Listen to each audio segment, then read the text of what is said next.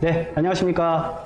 Try Everything 기술 기반 로컬 밸류 오브 스테이션 그 이야기를 시작하도록 하겠습니다.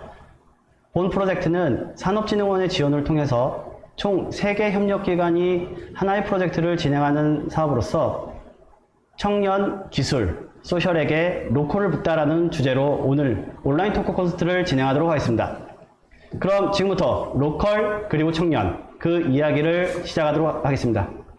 총 3가지 섹션으로 진행이 되고요. 첫 번째는 기술과 로컬, 그리고 소셜과 로컬, 그리고 청년과 로컬 주제로 발제가 진행될 예정입니다.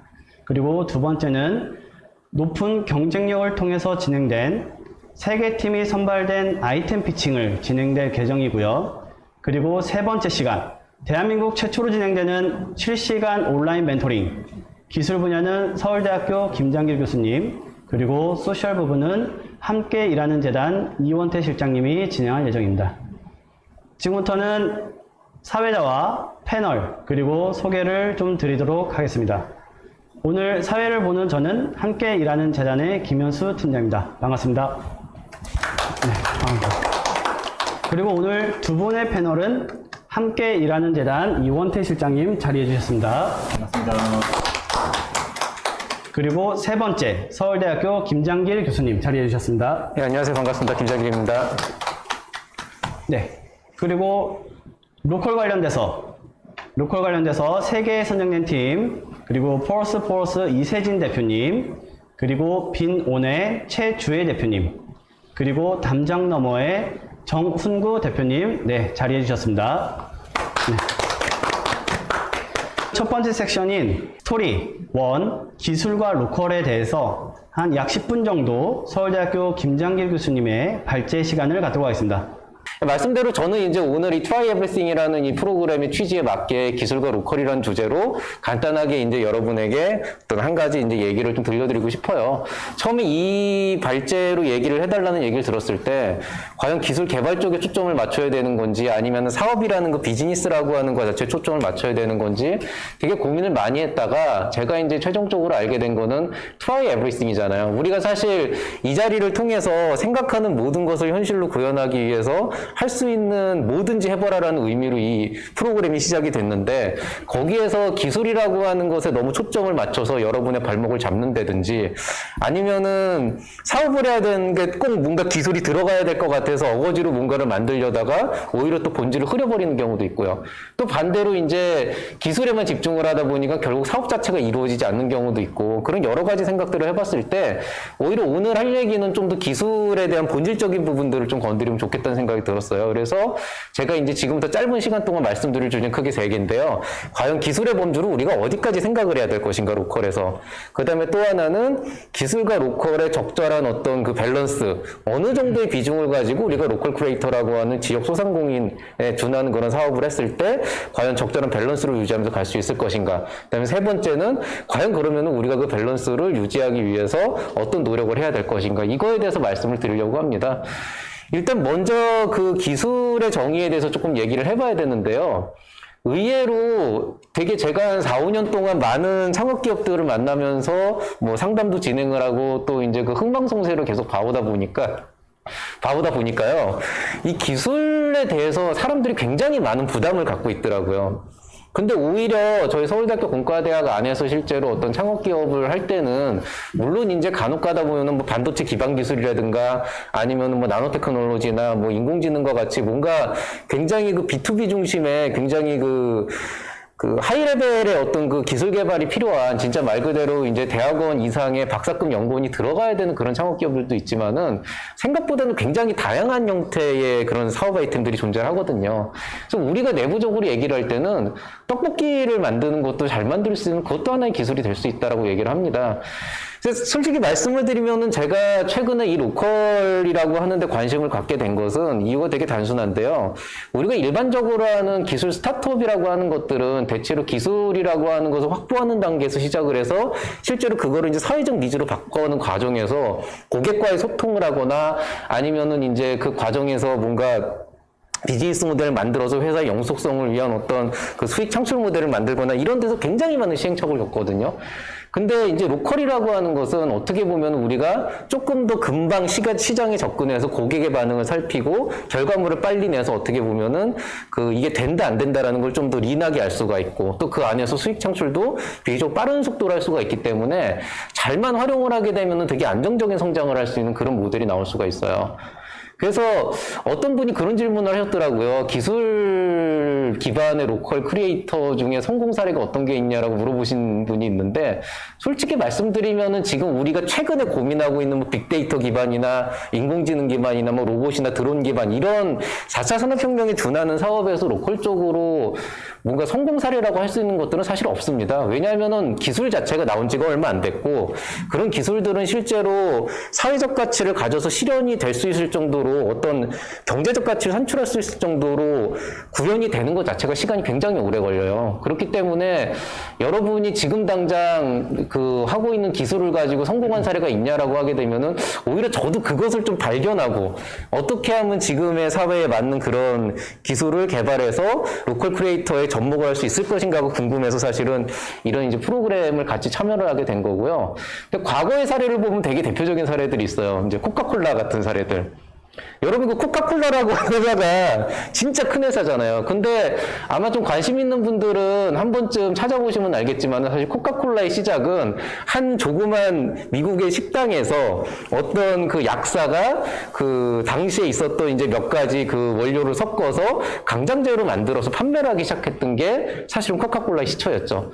근데 그게 이제 점점 퍼지게 되면서 이제 탄산수도 붙게 되고 해가지고 이제 어떤 코카콜라라고 하는 청량음료로 성공한 사례거든요. 그러니까 생각을 해보면은 그 약을 조제한다는 것 자체도 지금으로 따지면 제약 기술인 거잖아요. 엄밀하게 보면은 광의적인 의미에서.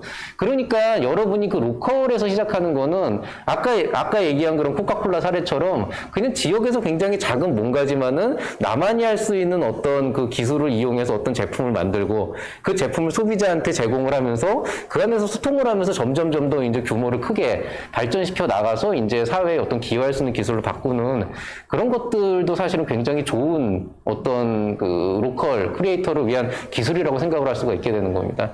그럼 결국에는 그냥 밸런스라고 하는 건 어떻게 맞춰야 되냐 고민을 해봐야 되는 건데요.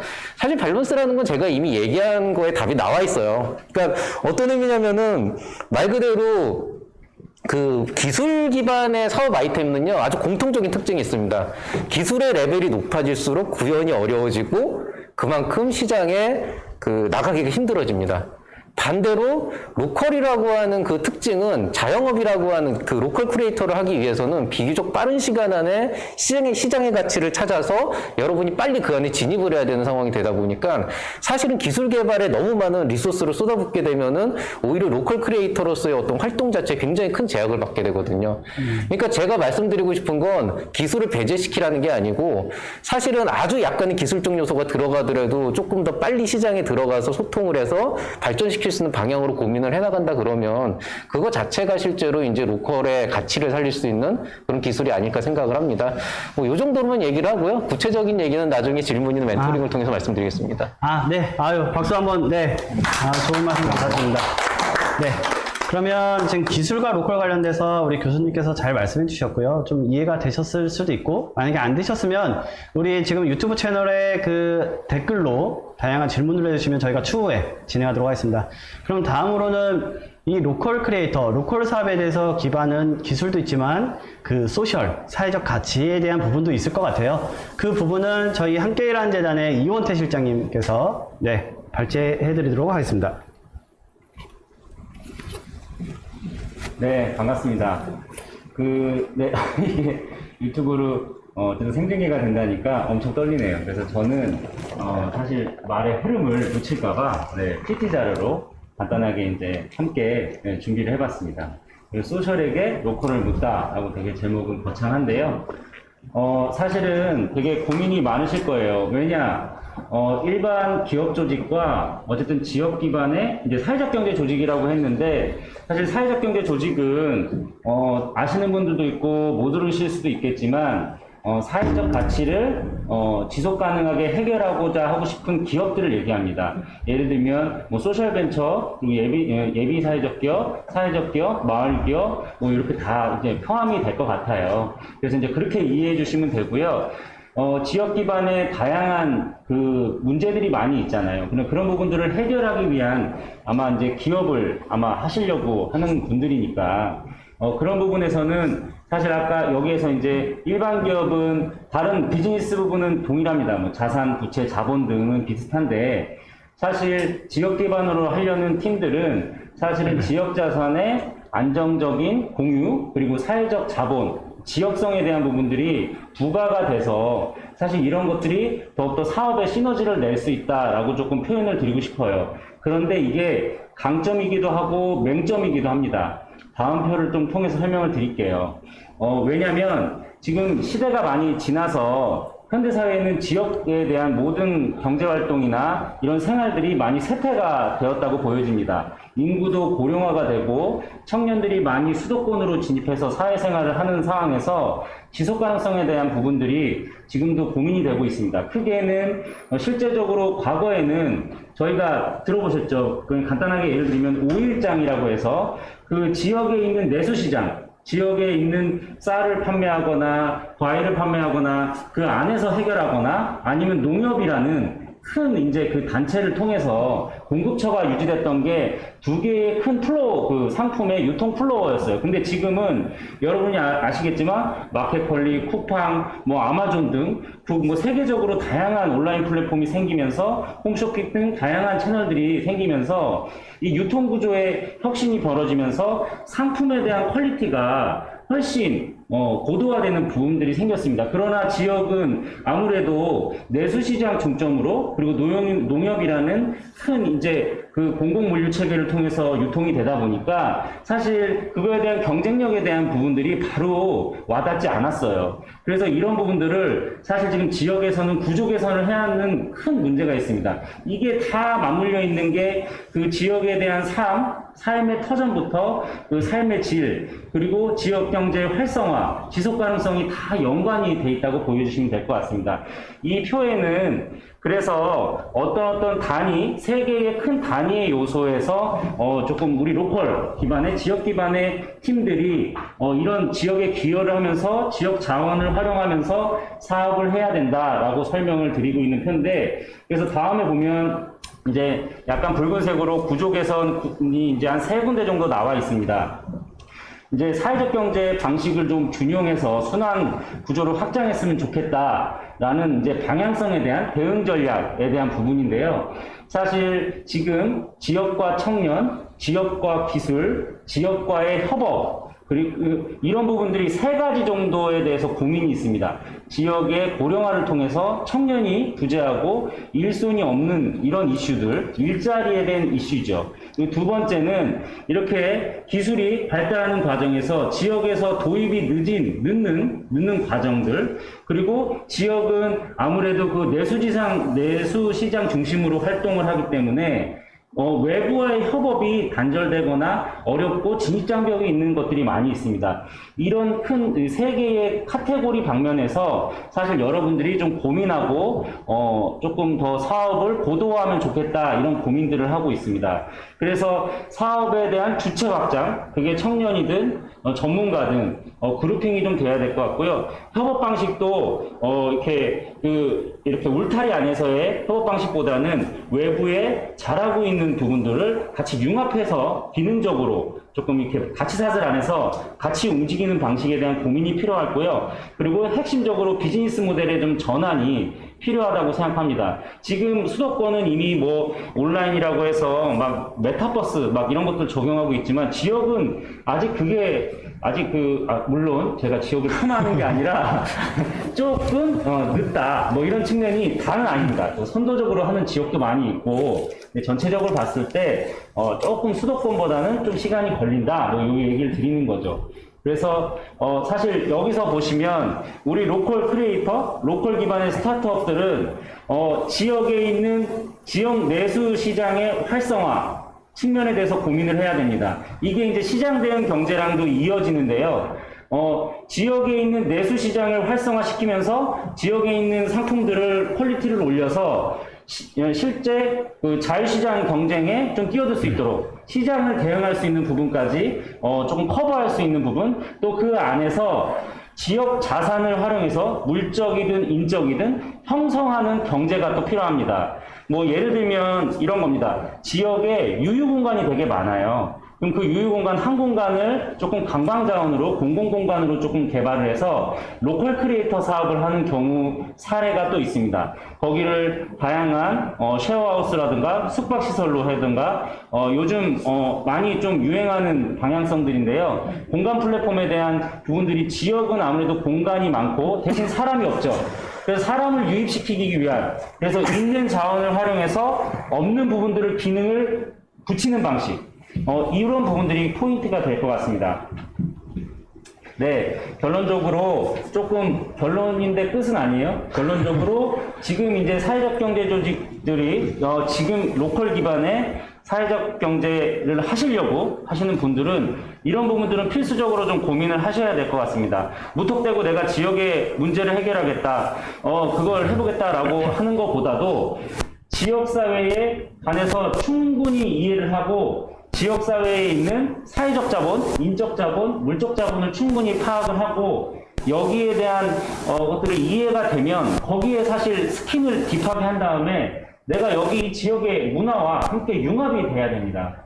거기 이제 노인정이나 이렇게 가셔서 시니어분들하고 한두 시간 얘기하시고 한두 시간 얘기하시면 지역 문제 파악이 됩니다. 뭐 예를 들면 그래서 그러면 여기서 내가 그 자본이 여기에 축적이 되고 이거를 분배하는 방식에 대해서 어떻게 호혜성을 갖고 할 수 있을지의 그 부분까지 한다 그러면 다양한 지역사회 발전 문제를 이슈를 끌어낼 수 있다라고 좀 얘기를 드리고 싶습니다. 커뮤니티 비즈니스 모델이라고 있는데요. 그 명칭은 되게 거창하지만 사실 처음에는 커뮤니티 활동, 동아리 활동처럼 시작을 해서 그 다음에 이것이 조금 구조화가 되면 커뮤니티 비즈니스로 조금 활동 중심으로 갔다가 나중에 이제 이게 사회적 기업, 비즈니스 커뮤니티로 좀 이어지는 과정을 좀 설명을 드린 건데요. 그러니까 처음에는 사실 내가 이 지역에 생각하고 있는 문제가 정말 그 지역의 사회 문제인지를 파악하기 위해서 활동을 먼저 하시는 겁니다. 그 수요자 조사를 하시고 그 자원도 또 조사하시고 어떤 부분이 필요하겠다 조사를 하면서 비즈니스 모델을 고도화하는 방식을 얘기하는 겁니다. 그래서 이제 뭐 여기 벤처, 사회적 기업, 커뮤니티 비즈니스 창업 모델 간의 비교표를 조금 보여드렸는데요. 핵심은 이제 커뮤니티 비즈니스를 봤을 때 아까와 동일한 얘기입니다. 주체, 지역 주민, 외부 전문가, 지역 주민 플러스 외부 전문가여도 좋습니다. 그게 더 좋습니다. 지금 바라는 방향은 지역의 이슈를 잘 알고 있는 지역 주민과 외부 전문가가 협업을 통한 사업 플레이, 이게 정말 중요할 것 같습니다. 협업이든 컨소든 동업이든 상관없습니다. 이런 부분이 먼저 충분히 필요하고요. 그리고 이제 사회적 기업은 어쨌든 사회적 소외와 실업 문제 등 다양한 이런 문제들, 사회 문제들을 해결하지만 이 해결 과제의 지역 기반의 로컬 크리에이터들은 지역 경제 활성화, 이 부분이 반드시 들어가야 합니다. 그 지역 경제가 일자리든 아니면 시장 경제든 그런 것들이 다 복합적이긴 할 텐데요. 중점 사항을 끄집어내서 지역의 활성화, 이 부분이 충분히 녹여져 있어야 된다고 봅니다. 이제 그런 부분들은 조금 참고하시면 될 것 같습니다.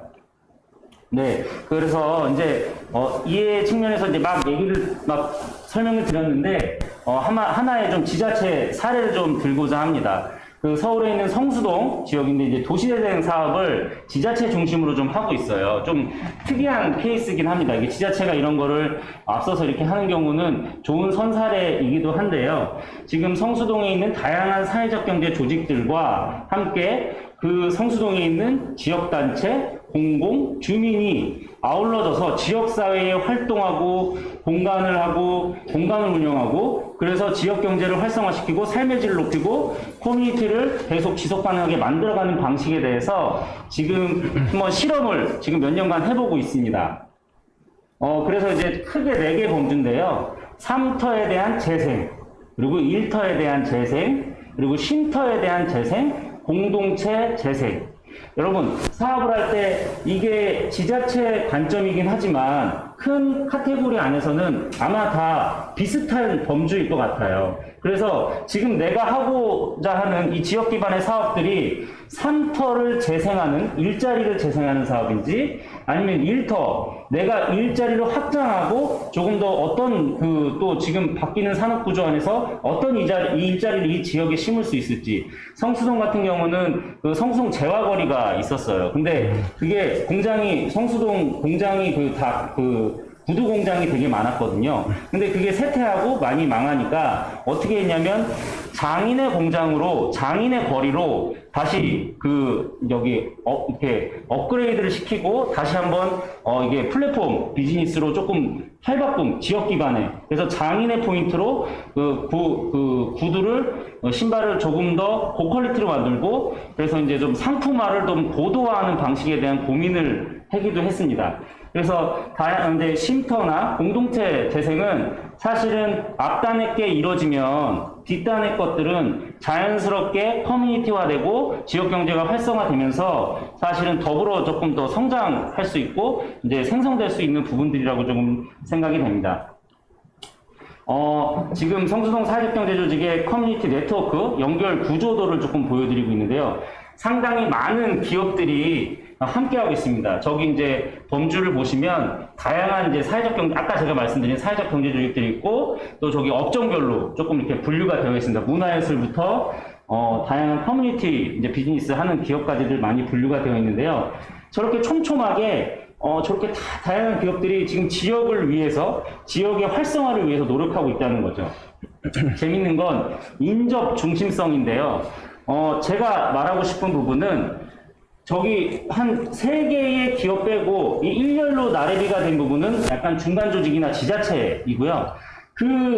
이제 중심축을 토대로 다양한 방금 말씀드렸던 사회적 경제 조직과 업종별 기반의 기업들이 저렇게 촘촘하게 협업과 네트워크가 다양한 교류를 통해서 사업을 하고 있고 지역 경제 활성화에 노력을 하고 있다는 그런 지금 연구 자료입니다. 그래서 여기서의 제가 드리고 싶은 얘기는 여러분 그냥 지역 가서 아까 했던 똑같은 얘기지만 지역의 문제를 확인을 하고 그걸 확인하고 재차 이 사업을 계속 수정 보완하고 리스타트업 방식으로 가기 위해서는 이 지역의 의제를 지속적인 네트워킹과 지속적인 대화를 통해서 소통을 통해서 확인을 해야 된다라는 측면을 말씀드리고 싶어서 얘기를 드렸습니다.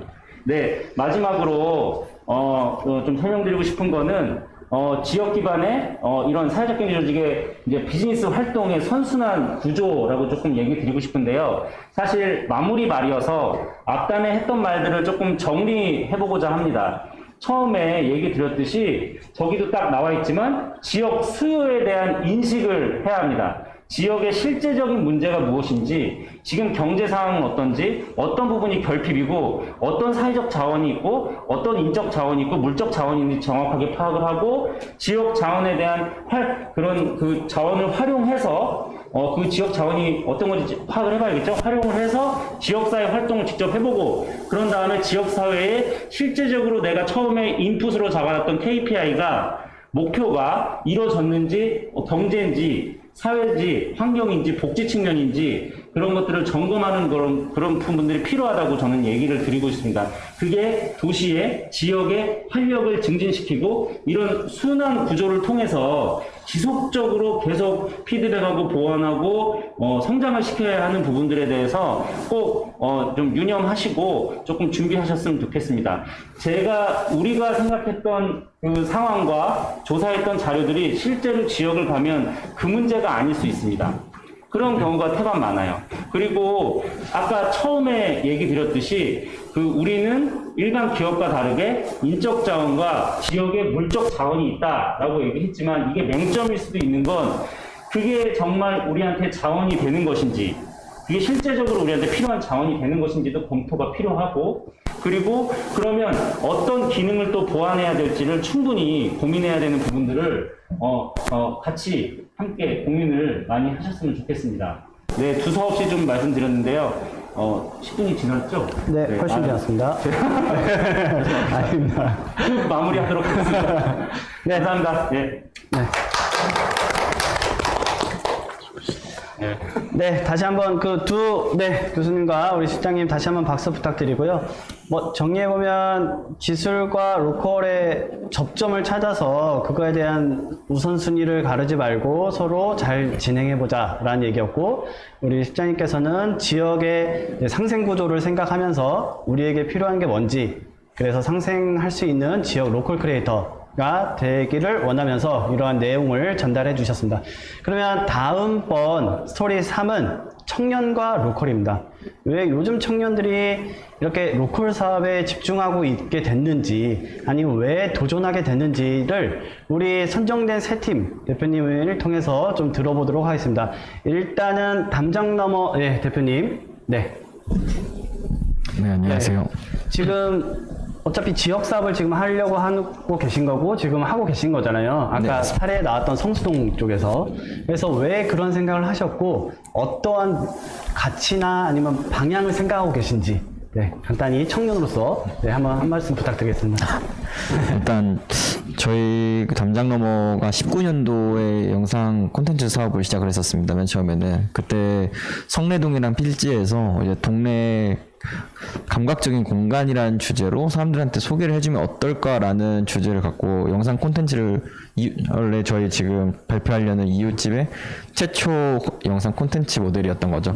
발표를 했는데 사람들이 유튜브에 올려놓고 제가 마케팅 한 번도 한 적 없고 그냥 아무나 봤으면 좋겠다 이 생각을 했는데 많은 사람들이 보고 그 카페랑 그 공간들을 가는 거 보고 사람들이 자신들이 모르는 공간을 이런 SNS라던가 유튜브 콘텐츠 채널을 보고 가는구나 라는 생각을 가졌습니다. 그래서 이걸 갖고 이제 강동구청이라던가 서울시에 제안을 했는데 이제 서울시 같은 경우는 2019년 서울 도시건축 비엔날레 부분에서 참여 작가로 와서 이제 이 콘텐츠를 송출 한번 해봤으면 좋겠다라는 반응을 했고 강동구 같은 경우는 여러 스타트업들이랑 같이 이 모델을 재밌게 풀어가지고 강동구 성내동이랑 필지를 더 사람들한테 보여줬으면 좋겠다라는 제안을 먼저 보여주시더라고요. 그때 좀 느꼈던 감정 같은 경우는 이게 소상공인 같은 경우는 자신의 그 생업을 누군가한테 대행해서 마케팅을 해준다는 거에 좀 좋다는 반응이 있고, 강동구 같은 경우, 서울시나 강동구 같은 경우 지자체에서는 자신의 필지를 누군가가 대신 이제 소개를 해주니까 이게 상생할 수 있는 부분이 있지 않을까라는 생각을 갖고 계속 디벨롭해서 이번 플랫폼으로 진출하게 되었습니다. 말씀 감사합니다. 담장너머 대표님 같은 경우에는 이게 사업을 꾸준히 진행하다가 지역사회와 로컬에 대한 관점이 바뀌면서 이렇게 사업을 더 확장하는 구조였고요. 지금 다음에 제가 여쭤볼 팀은 신생기업이죠? 우리 대학생들인데 어떻게 이러한 아이디어를 생각했고 왜 그 지역, 학교에 내에 있는 문제를 우리가 왜 해결하고자 했는지 먼저 말씀 주시면 좋을 것 같습니다. 우선 제가 생각하기에 지금 우리나라가 발전되어 온 과정을 보면 다 대학생들의 역할이 정말 중요했어요. 독립운동을 할 때도 그렇고 민주화운동을 할 때도 대학생의 역할이 진짜 중요했거든요. 그래서 저는 대학생이 사회에 대한 관심을 계속해서 가지지 않으면 그 사회는 더 이상 발전할 수 없다고 생각을 해요. 어쨌든 가까운 시일 내에 이 사회를 이끌어갈 근미래의 리더들인 거잖아요. 그래서 저도 한 명의 대학생으로 이 사회를 위해서 그냥 틀에 박힌 삶을 살지 말고 한번 도전해보자라는 생각을 하게 되었어요. 그래서 들어간 게 지금 현재 저희 동아리 이넥터스라는 동아리고, 저희 이넥터스 친구들이 모두 다 사회 가치를 위해 노력을 해요. 그래서 지금 저희 프로젝트 같은 경우는 가장 우리 사회의 심각한 문제가 무엇일까라고 생각을 하던 와중에 요즘 환경 문제가 너무 심각하다. 환경과 관련해서 이제 더 이상 우리는 물러설 곳이 없다라고 생각을 하게 되었고, 그렇다면 이 환경 문제를 우리가 어디에 접목을 시켜야 우리가 할 수 있는 일이 무엇일까를 생각을 해보니까 학교더라고요. 그리고 학교고 그 중에서도 제가 기숙사 생활을 했었는데 왜 우리 학교 기숙사에는 음식물 쓰레기 처리 기술이 없지? 저는 1학년 때 쓰레기 음식물이 나오면 어떻게 버려요? 하면은 그냥 일반 쓰레기로 해서 버리라고. 그래서 이거는 아닌 것 같다 해서 이제 지금의 이렇게 지금 이 아이템이 되었고 이거를 상용을 하기 위해 아주 노력을 하고 있습니다. 네, 아유, 감사합니다. 네, 보시면 저희가 이 세 팀을 선발할 때 되게 이제 심사위원들이 많은 논의를 했습니다. 이게 로컬 사업인가?에 대한 고민부터 시작을 했거든요. 그런데 이제 세 개 팀에 대한 사업을 볼 때, 이게 로컬인가? 라는 생각이 드실 수도 있어요. 근데 저희의 관점에서는 로컬이라는 게 지역 관점이고, 어느 지역의 문제를 해결하는 어떤 솔루션을 제시하는 사업이면 로컬로서의 사업이 될 수 있다라고 판단을 했거든요. 그래서 그러면 지금부터는 세 개 팀의 사업이 어떤 건지, 그리고 이분들이 생각하는 로컬의 확장성과 가치는 어떤 건지 만나보도록 하는데요. 일단 포러스 팀은 지금 오늘 부득이하게 개인 사정으로 참석하지 못했어요. 그래서 영상을 저희한테 보내줬고요. 첫 번째 발표 팀부터 영상으로 보도록 하겠습니다. 네, 여러분 안녕하세요.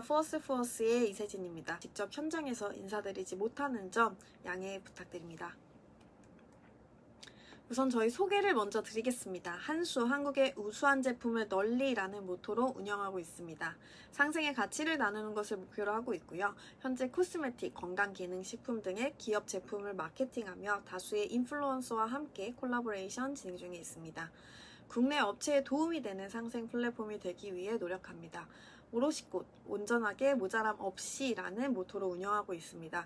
청정지역 가평에서 직접 기른 꽃으로 농약과 살충제를 일체 사용하지 않고 화학 첨가물 없이 만든 유기농 꽃차입니다. 꽃 고유의 색과 향, 맛을 오롯이 한 잔에 담았습니다. 저희는 환경과 지역 발전이라는 것에 초점을 맞춰 사회 문제를 해결하고자 포어스라는 팀을 구성하게 되었습니다.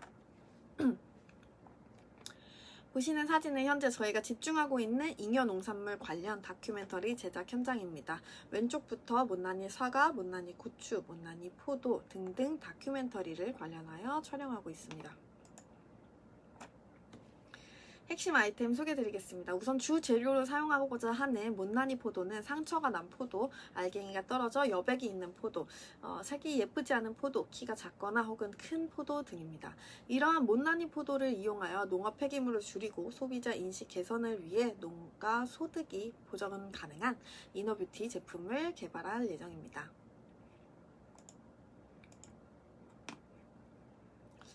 보시는 바와 같이 한국인 섭취 1일 섭취 권장량으로 안심 배합하여 제작할 예정입니다. 우선 아이템 형성 과정은 뉴스에서 한 해 버려지는 잉여 농산물이 500만 톤이나 된다는 글을 읽었습니다. 비용으로 산출했을 때는 연간 최대 5조 원이라고 하는데요.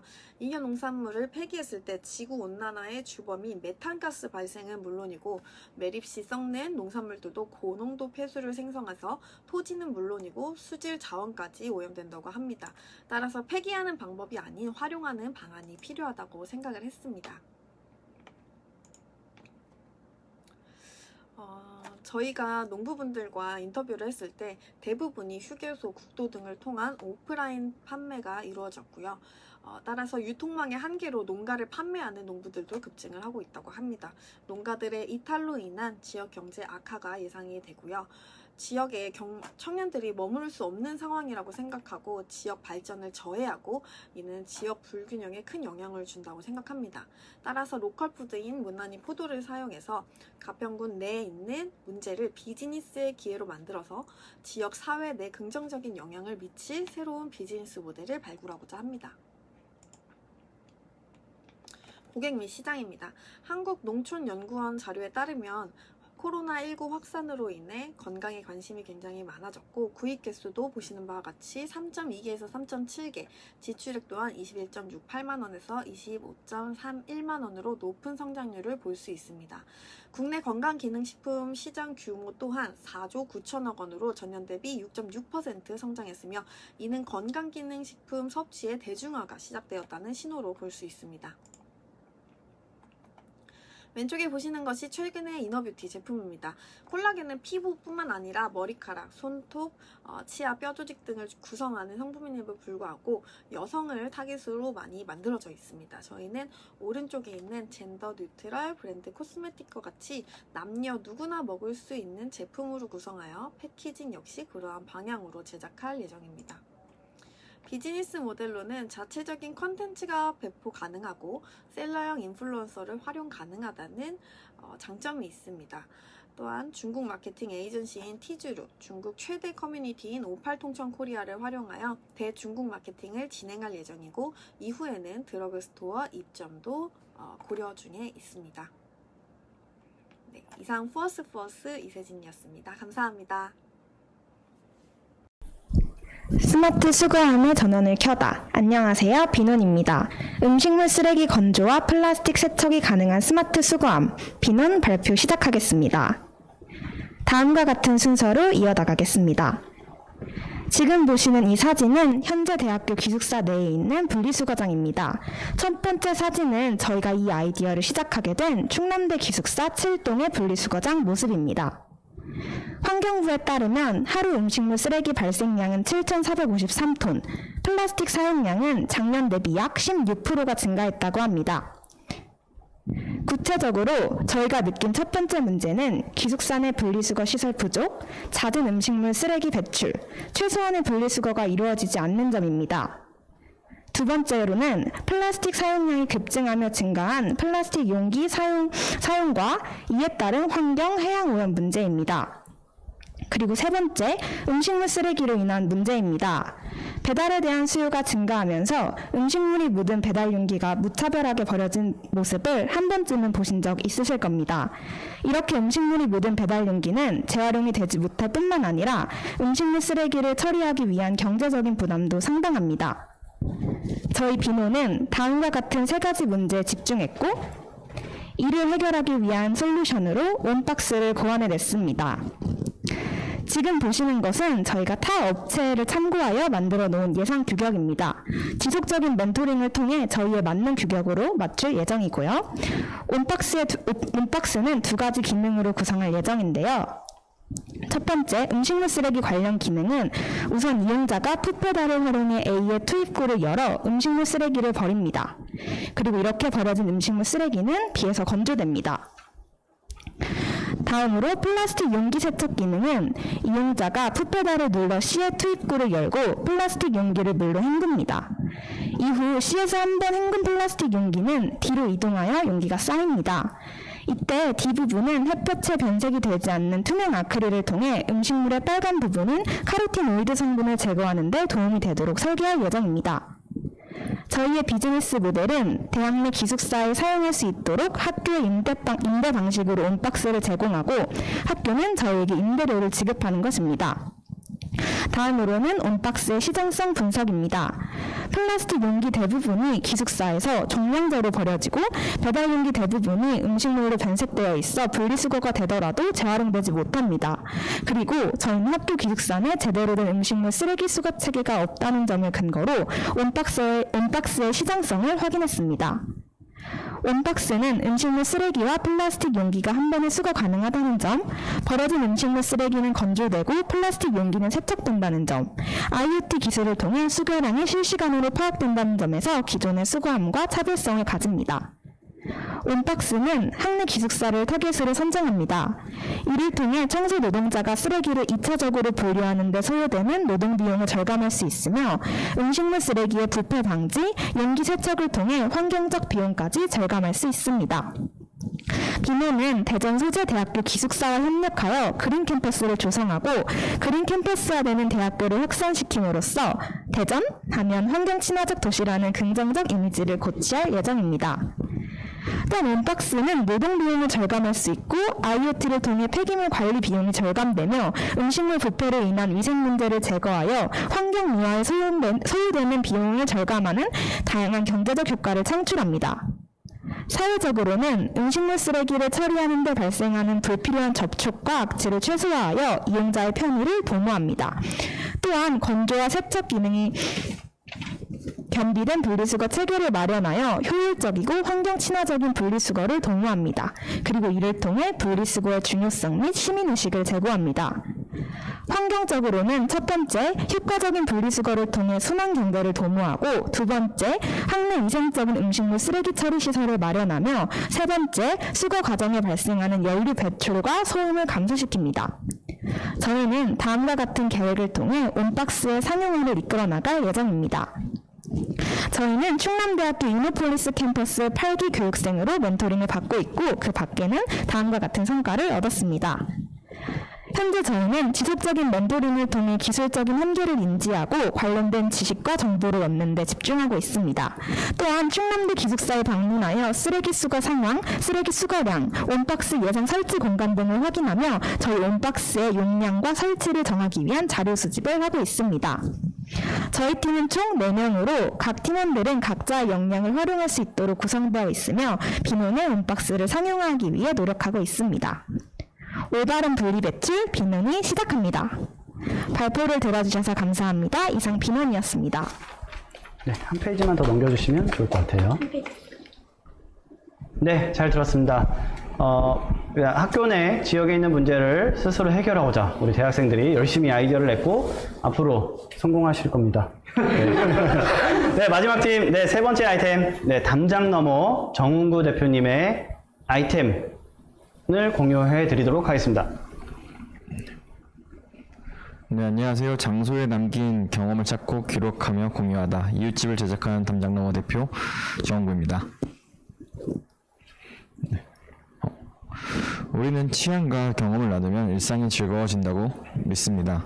우리는 흔히 접할 수 있는 장소에 담긴 경험을 취향에 맞게 찾고 기록하며 공유 가능한 서비스를 제공하고자 합니다. 다양한 가치를 담아낸 공간을 누구나 쉽게 즐길 수 있도록 우리의 서비스는 장소 기반 취향 공유 문화를 만드는 플랫폼 이웃집입니다.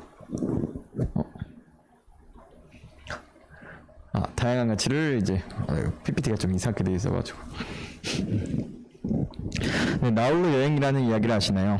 여행 트렌드 설문조사 결과 5명 중 4명은 혼자 떠나는 여행을 기획하였고 그중 78%는 자신만의 취향대로 여행 계획을 짤 수 있어서 라고 합니다.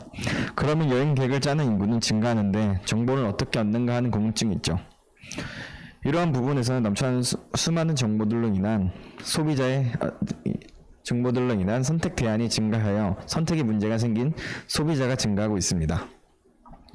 지역 혹은 유저의 취향이 맞지 않는 분류되지 못한 정보들이 많아지다 보며 이러한 정보의 문제가 생겨나고 있습니다. 저희 담장너머는 나홀로 여행객을 위한 위치 기반 공간 정보 크리에이션 플랫폼 이웃집으로 한 번에 해결하고자 합니다. 이웃 사전적 의미를 보자면 물리적 거리 혹은 사회적 거리에 가까이 있는 존재라 합니다. 저희 이웃집은 이러한 이웃처럼 심리적으로 가까이 있게 동네를 크리에이팅 할 수 있는 서비스를 제안하고자 합니다. 저희 이웃집은 사용자에게 동네 중심으로 이웃에게 소개하고 싶은 공간을 큐레이션하는 서비스 방식을 갖고 있습니다. 사용자들은 장소를 공유하는 커뮤니티를 나누고 이에 발전하여 지역 사업자들은 자신의 공간을 사용자들에게 소개할 수 있는 플랫폼으로 나아가고자 합니다. 저희 이웃집은 이러한 커뮤니티를 통해 유저 빅데이터와 GPS를 활용한 개인화 맞춤형 공간 정보를 제공하고자 합니다. 저희가 바라보는 시장은 O2O 서비스 중 공간 정보 및 예약 시장으로서 2천에서 4천억 시장을 바라보고 있습니다. 이웃집은 첫 번째 스텝으로 플랫폼 기반 맞춤형 지역 광고를 진행하고자 하며 두 번째 스텝으로는 지역 기반 O2O 시장으로 진출하고자 합니다. 저희 타깃 유저로서는 홀로 여행을 즐기며 찾아갈 그 장소를 찾는 나홀로 여행객, 지역 기반 장소 정보 및 소식들에게 관심이 많은 지역 민, 이러한 타깃 유저를 통하여 지역 광고를 걸고 싶은 지역 내 지역 사업자로 넓혀가고자 합니다. 저희가 여기서 말씀하는 나홀로 여행 같은 경우는 저희는 이제 집 밖으로만 나가도 여행이다라는 철학으로 이제 나홀로 여행객이라는 단어를 정했습니다. 이웃집은 자원 유저성, 시장 유저성 부분에서 경쟁 사업자들과 해서 콘텐츠, 니즈 부분에서 좀 더 질 높은 콘텐츠와 큐레이션을 제공하고자 합니다. 저희 이웃집은 이러한 플랫폼을 구축하고자 하며 이러한 이미지를 만들고자 합니다. 저희 비즈니스 모델로는 이제 유저에게는 서비스 제공을 하여 후원 수수료 데이터를 받으며 나홀로 여행객에게는 서비스를 제공 후 트래픽을 받습니다. 유저는 나홀로 여행객에게 크리에이션을 제공하여 팔로우, 후원 등을 받습니다. 그리고 이 관계를 나아가서 이제 지역 사업자에게는 광고와 유저 데이터를 제공하고 광고비를 받으며 여행객은 지역 사업자에게 소비와 판매를 일으키려 합니다. 저희 팀원으로는 운영을 맡고 있는 저 정원구, 콘텐츠 김수정, 디자인 이수연, 기획을 맡은 한승엽, 개발자의 정성준, 그리고 여기 없지만 AI 기술 부문을 맡고 있는 조성민 개발자가 있습니다. 저희 이웃집은 앞으로 동네를 넘어 로컬, 그 다음에 전국으로 나아가는 콘텐츠 플랫폼을 만들고자 합니다. 감사합니다. 네. 리모컨 전달만 좀 해주시면 좋을 것 같아요. 네, 이상으로 이제 저희가 선정된 세 팀의 아이템을 우리 시청자분들한테 공유를 해드렸고요. 뭐 약간 부족할 수도 있고 아니면 기술적으로 아직까지 뛰어난 팀도 있을 수도 있지만 이런 팀들이 저희가 계속 선발해서 계속 함께 협업 구조를 가져가면서 성장하려고 하는 프로젝트라고 보시면 될 것 같습니다. 그럼 지금부터는 대한민국 최초로 진행되는 실시간 온라인 멘토링 시간입니다. 대부분 실시간 온라인 멘토링이라는 것이 많은 사람들이 보는 앞에서 누군가에게 멘토링을 받고 주는 게 되게 불편하고 힘든 과정이거든요. 그런데 우리 패널 두 분이 참여해 주셨고 우리 대표님들 참여해 주셔가지고 지금부터는 서스럼 없이 다양한 얘기를 주고받는 시간을 갖도록 하겠습니다. 로컬과 기술, 소셜에 대한 그거에 따라서 사전 질문이 좀 있었어요. 그래서 팀을 한 팀씩 돌아가면서 기술적인 부분에 대한 멘토링, 그리고 소셜에 대한 멘토링, 그리고 뭐 추가적인 질문에 대한 멘토링을 지금부터 진행하도록 하겠습니다. 먼저 사전에 이제 저희한테 지출해 주신 멘토링은 기술 부분에서는 비논팀이죠.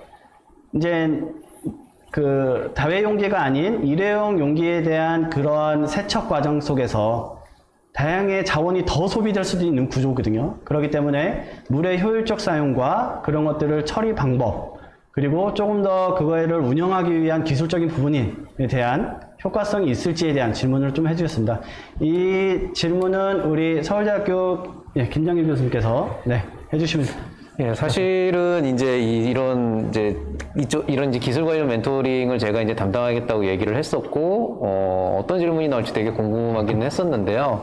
사실 이 질문은 굉장히 뭐라 그래야 되나, 본질적인 질문인 것 같아요. 그러니까 세척 시 물의 효율적 사용과 오수 처리를 어떻게 할 것이냐에 대한 문제를 우리가 고민을 한다 그러면, 결국에는 이거를 우리가 이제 고객의 관점에서 생각할 것이냐, 사업자의 관점에서 생각할 것이냐, 아니면 관리의 관점에서 생각할 것이냐, 이런 고민들을 해야 되는데, 사실 이거를 너무 이제 사업적으로 가져가게 되면은 완전 이제 시장 분석까지 들어가야 되니까 그 부분을 배제시키고 순수하게 기술 개발이라고 관점에서 보게 된다 그러면은 저 세척 시 물을 어떻게 효율적으로 사용하는가 이전에 사실 공학적인 관점에서는 더 근본적인 고민을 해야 돼요. 어디까지 세척을 할 것인가? 우리가 예를 들어서 이제 라면을 끓여서 라면을 먹고 그 안에 있는 뭐 예를 들어서 국물 같은 거 이제 변기 같은 데다 버리고 나머지 세척을 하잖아요. 그럼 굳이 일회용 용기가 아니고 일반적인 그릇이라고 하더라도 우리가 그걸 물로 이렇게 헹궈가지고 놨다가 다시 먹진 않단 말이죠. 보통은 그 정도 기름때가 끼게 되면은 실제로는 이제 퐁퐁 같은 걸 묻혀가지고 이제 세제를 묻혀서 완전히 설거지를 끝난 다음에 이제 다음 용도를 위해서 쓸 수가 있게 되는 거고, 그러면은 우리가 일회용기를 세척을 한다고 하더라도 뭐 이제 햇볕을 맞게 해가지고 어떤 그 용기에 묻어있는 어떤 그 이제 색소 같은 거를 이제 침착시킨다, 그러니까 없앤다라고 얘기를 해주셨는데 사실은 그 전에 과연 그게 가능할 정도로 그릇이 세척이 된 것인가에 대한 고민을 먼저 해줘야 된다는 거죠. 그리고 아마 상당히 높은 확률로 대부분의 배달 음식은 보통 빨갛고 기름지고 맵고 달아요. 그렇기 때문에 보통 거의 대부분은 우리가 하다못해 김밥을 주문해도 참기름이 발라져 나온단 말이에요. 그러니까 실제로 우리가 이거를 어디까지 세척을 할 것인가라고 생각을 했을 때 그냥 음식물 쓰레기를 버린다, 그 다음에 이제 물로 세척을 한다고 하더라도 사실은 그게 과연 우리가 목표하는 용도에 맞게 분리수거가 제대로 된 것이냐, 거기에 대한 고민을 해봐야 된다고요.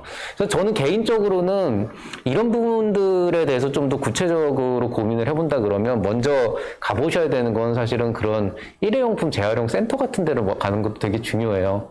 거기 가보시면은요 굉장히 재밌는데 그 일회용기들이 막 이렇게 수거돼서 완다 그래도 깨끗하게 닦여지지 않고 뭔가 양념 같은 게 묻어 있는 것들은 재활용이 실제로 안 돼요. 왜냐?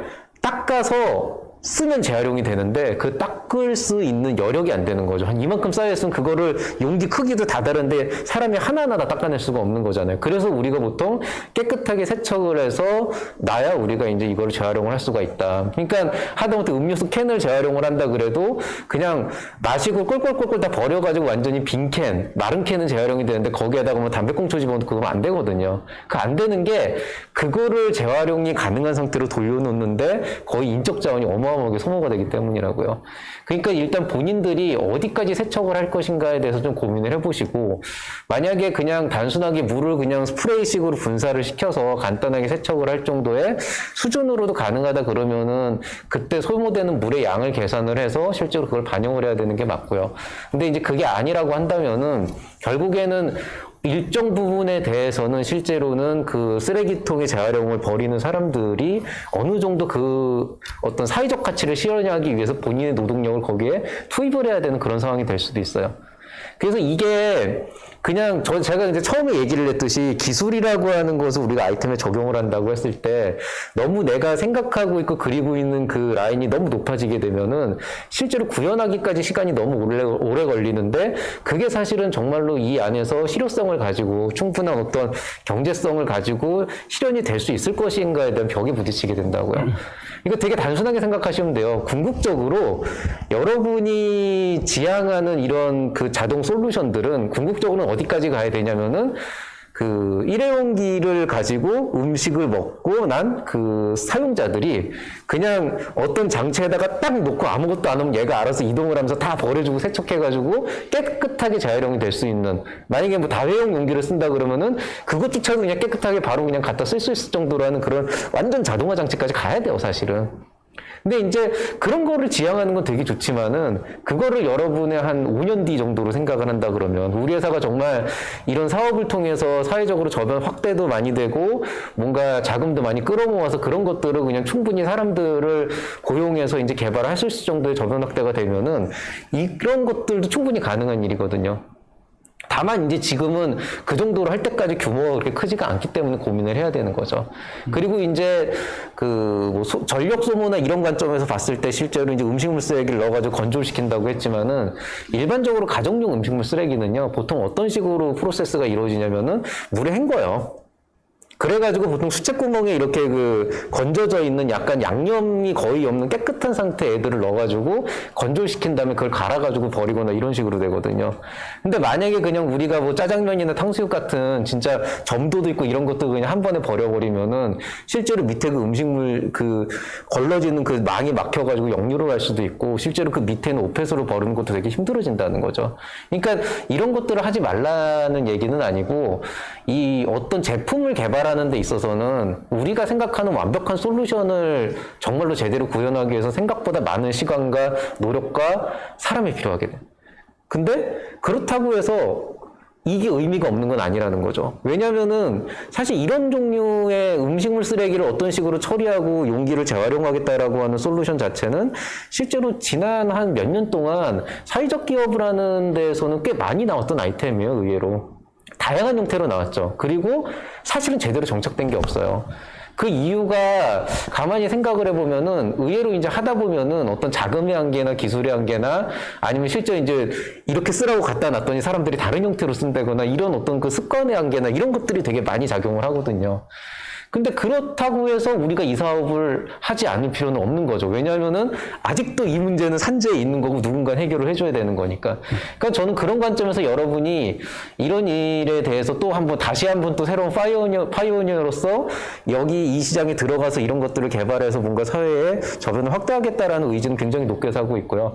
다만 이제 기존의 실패 사례들도 실제로 있었고 현실적으로 고민을 했을 때 뭔가 그냥 이런 장치를 만든다라기보다는 만약에 내가 이거를 몇 단계로 쪼개서 만든다라고 한다면 자율주행 자동차가 그렇잖아요. 처음부터 인공지능이 딱 돼가지고 지가 알아서 해주는 게 나오는 게 아니고 이게 한 5단계까지 있단 말이에요. 그럼 우리가 만약에 지금 목적으로 하는 게 지금 이 정도다. 근데 지금 당장 몇 가지 한계점으로 인해서 적용하기 쉽지가 않다라고 생각한다 그러면 조금 더 단계를 쪼개보세요.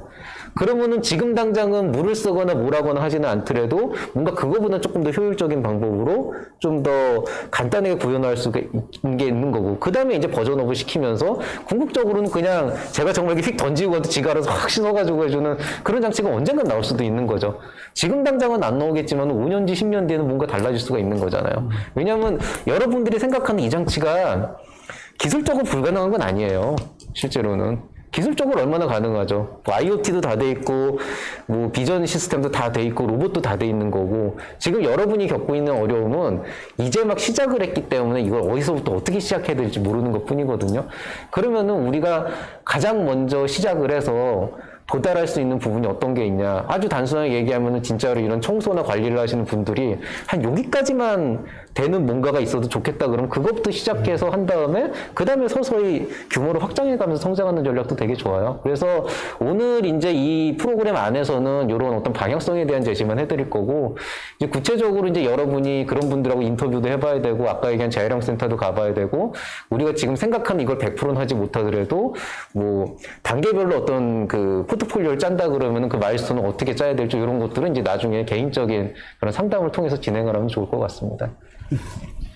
네, 좋은 말씀, 네, 감사드리고요. 혹시, 뭐, 우리가 가지고 있는 제품이 어떤 기술적인 제품이 있잖아요. 그거에서 또 추가적인 질문 혹시 있으실까요?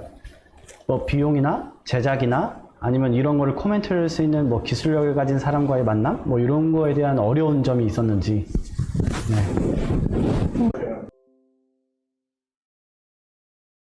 근데 저도 그 스트리밍 예전에 할 때 보면 이 문제 되게 많았었거든요. 그 문제 왜 내 차례에서만 이러냐는 거죠.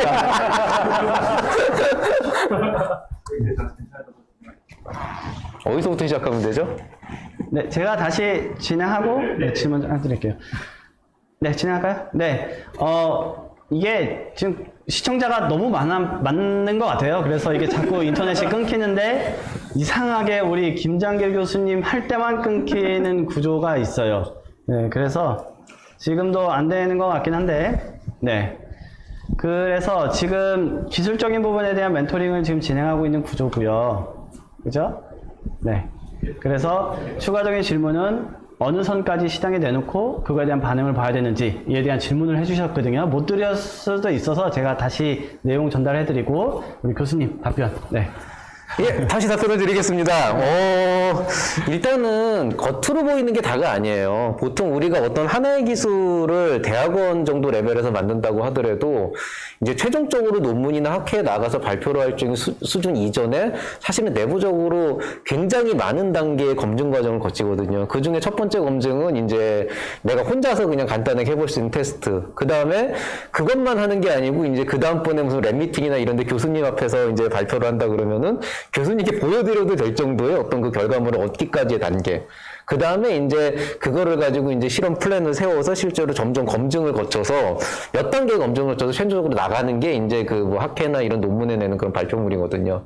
그러니까 우리가 흔히 이제 시제품의 필드 테스트라고 얘기를 하게 되면은 완성된 하나의 제품을 가지고 실제로 이제 시장에 나가가지고 사람들한테 써보게 하고 뭐 설문조사나 이런 걸 통해서 사용성을 조사하는 그런 경우가 사실은 거의 대다수인데, 사실은 그거는 생각보다 되게 뒷단에 있는, 거의 양산 직전에 있는 단계예요.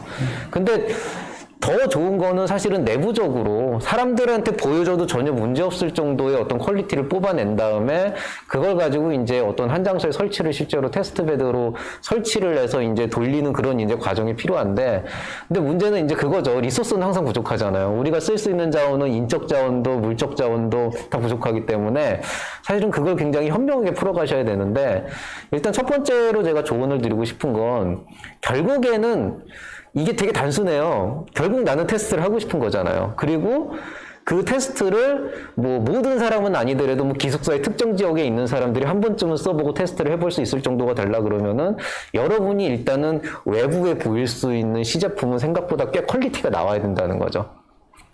그러면은 그 퀄리티가 나온다라고 하는 건 처음에 막 이렇게 번쩍번쩍거리는 그런 그 포장까지는 필요가 없겠지만은 그래도 사람들이 봤을 때 아, 이것 좀 써보고 싶은 이제 어떤 쓰레기통이다 이런 이제 생각을 할 수가 있단 말이에요. 그럼 제가 여기에 대해서 몇 가지 어떤 기본적인 테크닉과 몇 가지 꼼수를 가르쳐 드리면 일단 첫 번째는 일단은 계속 만들고 고치고 할 수는 없어요. 왜냐하면 한 번 만들고 고칠 때마다 시간과 비용이 날아가요. 그렇기 때문에 여러분이 처음에 테스트를 할 때는 기본적인 안이 나왔다 그러면은 여러분이 생각하려고 하는 쓰레기통보다 훨씬 더 작은 형태로 한 5분의 1 크기나 아니면은 한 10분의 1 정도 크기의 어떤 스케일 다운을 좀 해줘야 돼요. 그리고 어차피 시제품은 내가 생각하는 정도로 완벽하게 만들 수는 없기 때문에 사실은 뭐 표면이 조금 더 예쁘지 않다거나 아니면 약간 동작이 엉성하거나 한다 그러더라도 그런 것들은 웬만큼 좀 어느 정도 어떤 그 실제 양산이나 좀 제대로 된 어떤 그 가공 공정을 거쳤을 때 충분히 커버가 가능하다는 걸 전제 조건에 두고 좀 진행을 해야 되는 부분들이 있고요. 일단 스케일 다운을 한 상태에서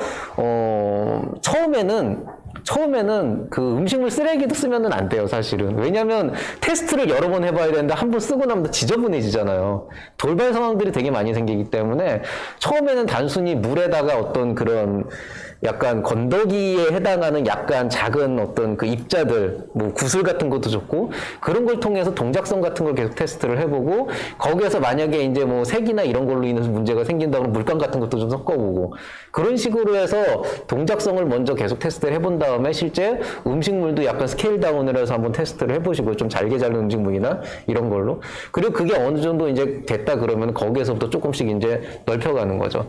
근데 여러분이 실제로 이 시제품을 만들다 보면은 결국에는 가격적인 단가의 상승은 그 일반적인 제조 공정을 써서 나와야 되는 그런 어떤 좀 퀄리티 있는 그런 그 흔히 얘기하는 이제 껍데기 말 그대로 하우징이라 그러는데 그런 언제 이제 외형이나 그런 패키징을 하는데 굉장히 돈이 많이 들어가요.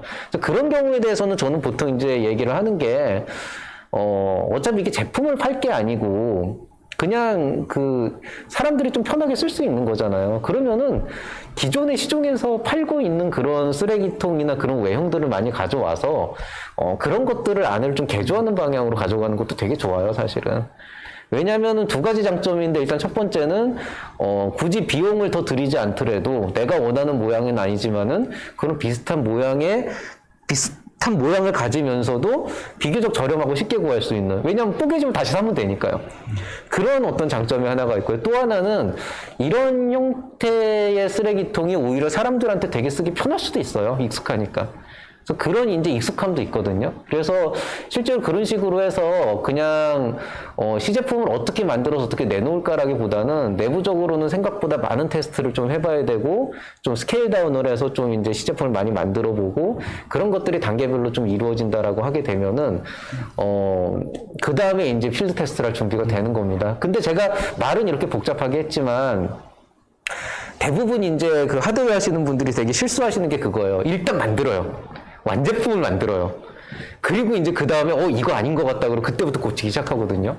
근데 그거보다는 작은 단계에서부터 계속 하나씩 기능을 추가해가면서 하나씩 검증해가면서 가는 과정이 그냥 볼 땐 되게 답답하고 느릿느릿한 것 같지만은 결국에는 목표한 그 목표를 달성하는 데까지 가기에는 굉장히 제일 빠른 길이 될 수도 있거든요.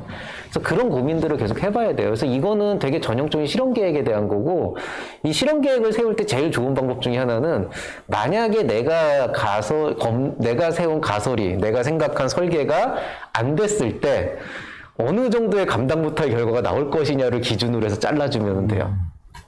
만약에 나 돈 많다. 그냥 만들고 부시고 해야 된다. 그냥 그래도 돼요, 사실은. 그거는 좀 뭐 그렇게 하는 기업은 없지만은 그 기업의 규모는 어떤 역량에 대한 문제인 거고, 근데 이제 그게 안 된다 그러면은, 요 정도까지는 조금 계속 테스트를 해봐서 할 수 있다라고 하면은 그런 기능별로 쪼개는 게 제일 좋아요. 그래서 그런 것도 아마 나중에 좀 고민을 해서 방향성이 잡히고 어느 기능까지 구현을 한다 그러면 그때쯤부터는 아마 세부 멘토링으로 들어갈 수 있을 것 같아요. 네, 좋은 말씀 감사드리고요. 네, 다음은 이제 비논팀의 지속적으로 진행되는 멘토링, 그리고 소셜적인 부분에서는 어떠한 고민과 그리고 이러한 해결책을 좀 요하는지. 근데 질문 중에 하나는 이런 게 있었어요. 이제 어차피 친환경이든 요즘 환경 제품들이 많이 나오고 소비자들이 참여를 해야 되는 거죠. 그러니까 예를 들어서 다회용기를 쓰더라도 다회용기를 1,000원 더 내더라도 배달 팁을 더 추가할 거냐, 이런 게 이제 환경적인 소비자 부담이라고 보는데, 그런 게 솔직히 지금까지는 막 확산되지는 않는데, 이러한 것들을 어떻게 소비자로 하여금 설득하고 참여하게 될지, 그거에 대한 노하우를 네, 우리 함께 일하는 재단의 네, 이원태 실장님, 네, 부탁드리겠습니다. 질문이 네, 어려운 네, 노하우가 제가 없는데, 노하우가 사실은 이제 지금 그래도 지금 되게 세계적 글로벌적으로 좋은 거는, 좋다라는 거는 이거에 대한 인식과 이해도가 되게 확산이 되고 이해도가 높아졌다라는 건 되게 하나의 조금 노하우라기보다는 기반 조성이 좀 됐다. 왜냐면 최근에 어쨌든 블랙락의 그 레리 핑크가 이제 ESG 관점에서의 얘기를 해서 E가 이제 환경이거든요. 그래서 기업들은 환경에 대해서 어쨌든 탄소 배출이라든가 탄소 배출 절감이나 물 전략하는 측면, 그들도 이제 가치사들 안에 공장이 있잖아요. 거기 이제 다 친환경으로 다 세팅을 바꿔야 되는 이제 그런 상황에 처해 있어요. 그래서 그런 부분들이, 그리고 최근에 ESG를 적용하고 있는 기업의 제품을 사겠냐라고 인식조사를 했어요.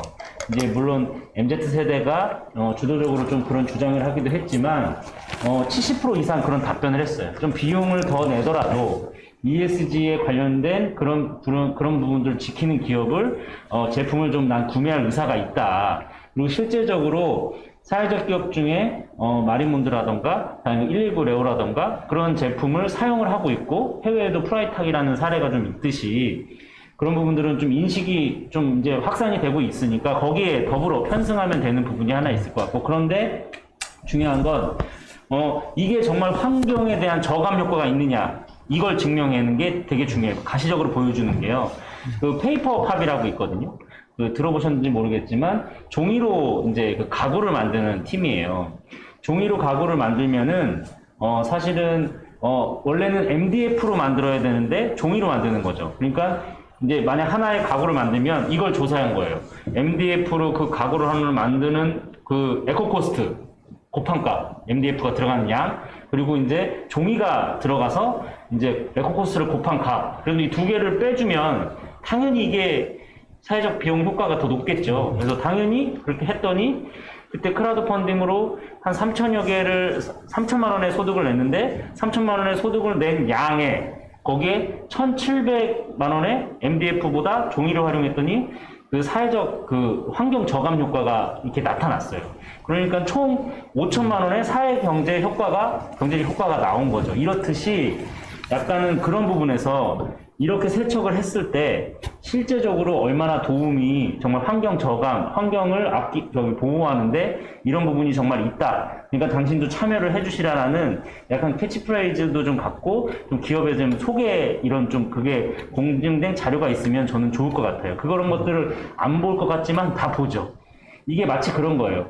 내가 한 명의 기부를 해서 하나의 그 개발도상국의 아이가 자라나는 걸 보듯이 내가 조금씩 내면서 아, 환경이 이렇게 조금씩 보호가 되고 있구나라는 것들을 이게 수치화해서 보여준다 그러면 저는 그게 실제적인 지금 세대에는 어느 부분 통하지 않을까라고 조금 되게 어렵게 노하우를 설명을 드리지만 저는 환경을 보호하려는 기업은 무조건 어떤 부분이 환경 저감 효과가 있었는지, 환경을 보호하고 있는지 그런 건 분명히 수치화하고 우리가 데이터화하고 있는 건 정말 중요하다는 생각이 듭니다. 그리고 저도 음식물 배달 음식 시키잖아요.